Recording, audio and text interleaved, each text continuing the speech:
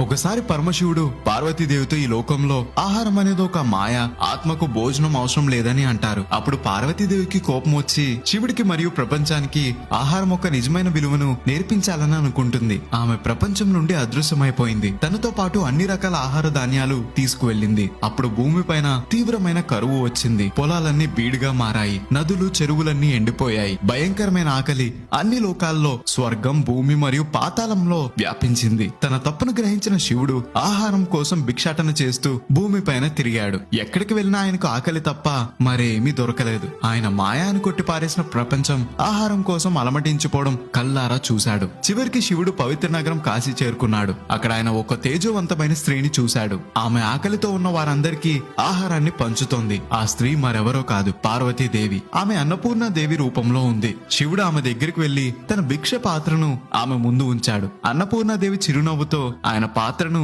ఆహారంతో నింపింది. ఆహారాన్ని తినగానే శివుడి ఆకలి వెంటనే తీరిపోయింది. అలా సమస్త విశ్వం ఆకలి తీర్చడానికి అన్నపూర్ణాదేవి ఉద్భవించింది. అన్నపూర్ణాదేవి అవతారం గురించి నలుగురికి తెలిసేలా షేర్ చేయండి. నెక్స్ట్ వీడియోలో కాత్యాయని.